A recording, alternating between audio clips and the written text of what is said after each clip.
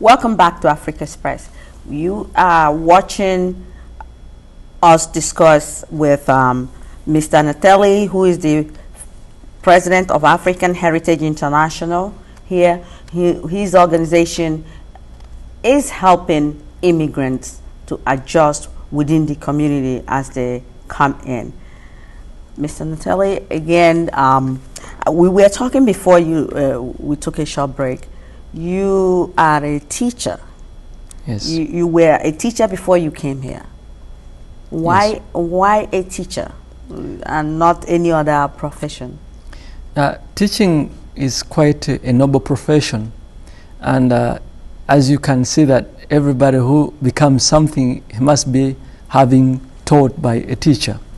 So, and I found it's quite appealing for me to go and take this noble profession, to go back and give back to my community, and I feel so proud and blessed for the so many wonderful people I've met in my life, the students I've taught, and even the professors whom I've had a chance to interact with, either on graduate level or undergraduate level. But above all, teaching is something very special and dear to my heart. Yeah, but it seems to me like teaching, a lot of people these days don't really want to get into teaching because, one, they claim it doesn't pay well, and they just don't want the headache. And most people end up in the medical field, and you chose to be a teacher. And again, like you said, being a teacher, everybody that is somebody was taught by a teacher. Yes. And it is good to see people like you still want to go back. But your teaching is also very unique. You are teaching youth. Yes. What do you teach them?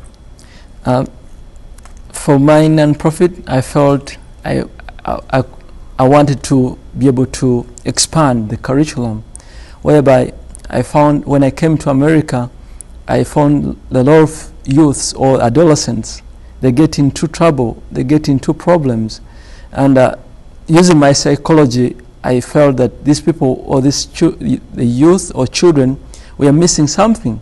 So that's why I come in to intervene and be able to give them something different, which is from the conventional way. It's different from the way they teach them at school.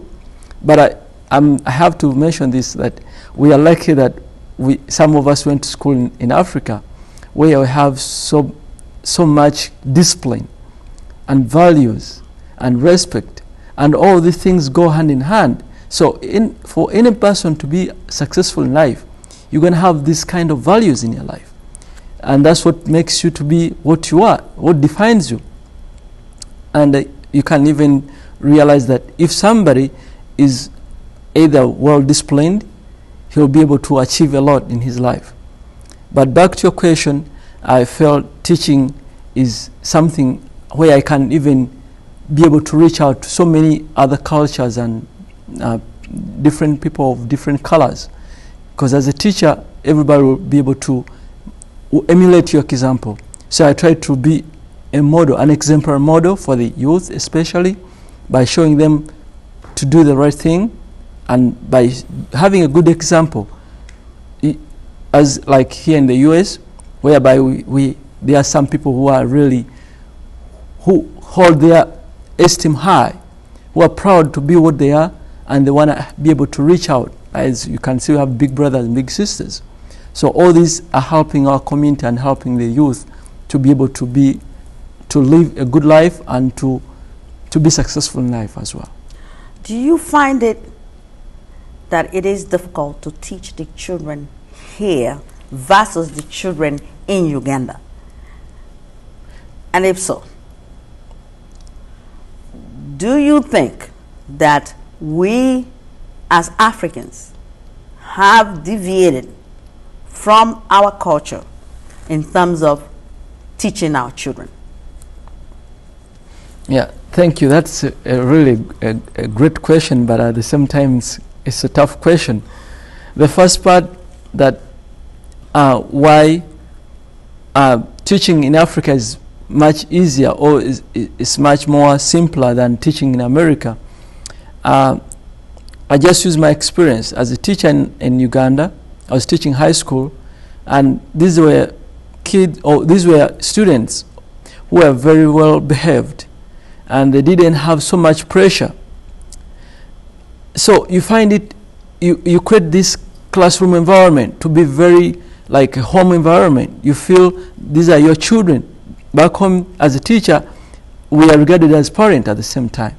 So we would take them as our children. As you can see here, you can be a guardian to some of the kids or some of the youths.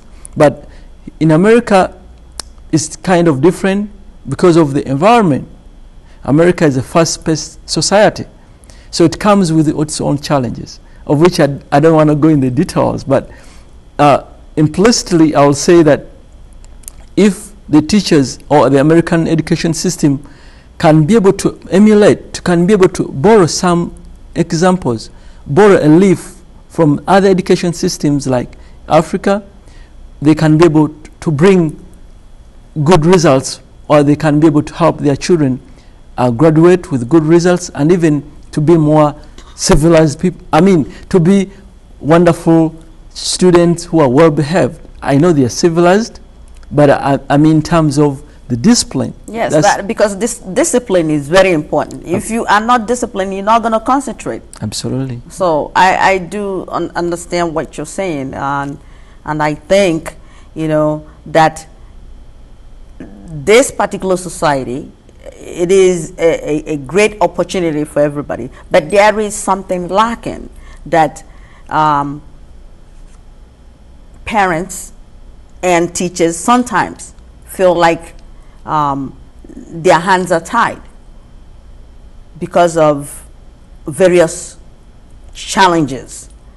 And then you end up, what you end up at the end of the day are kids that are very unruly, and there's not, you know, they end up within the system.